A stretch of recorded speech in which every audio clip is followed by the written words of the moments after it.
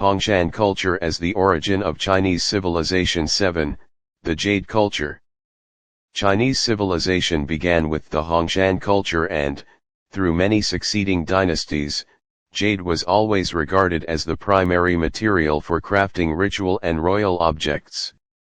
Its use extended from the imperial heirloom seal of the realm of the emperor, down to the jade seals of feudal lords and ministers, and even the military tallies bingfu that symbolized the power to command troops.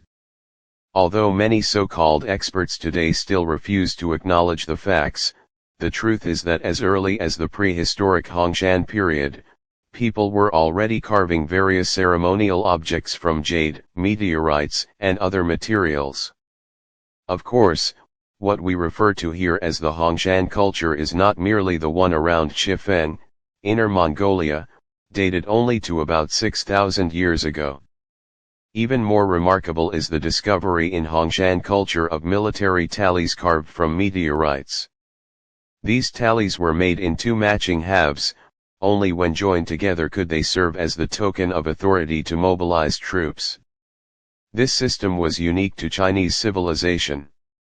In many later dynasties, jade was again treated as a sacred material of state power. Hence the saying, "A gentleman never parts from jade." This reflects the Chinese view of jade as a noble and virtuous stone. Among the common people, many scholars and literati also cherished jade. They often commissioned seals carved from fine jade, with which they stamped their own calligraphy and paintings.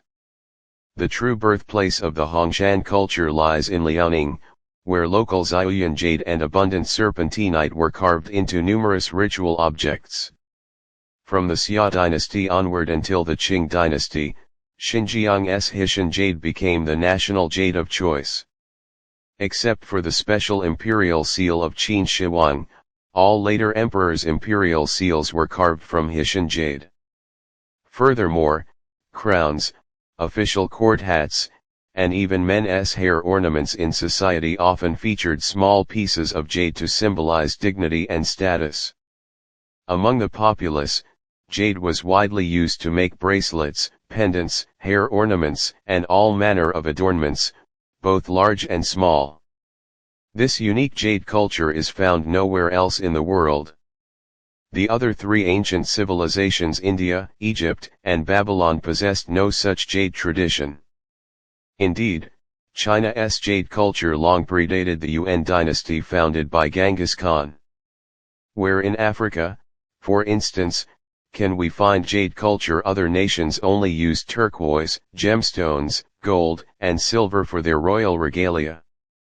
How then could this jade culture possibly have originated from Africa, Inner Mongolia, or Tibet? Though Heishan jade comes from the Qinghai Tibet region, the crafting of royal ritual objects from it belongs exclusively to the cultural sphere of China.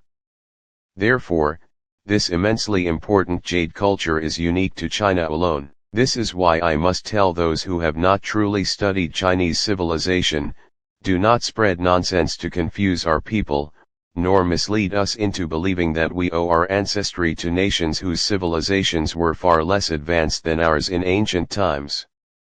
Such claims are not only disrespectful to us, descendants of China, but also a grave dishonor to our ancestors.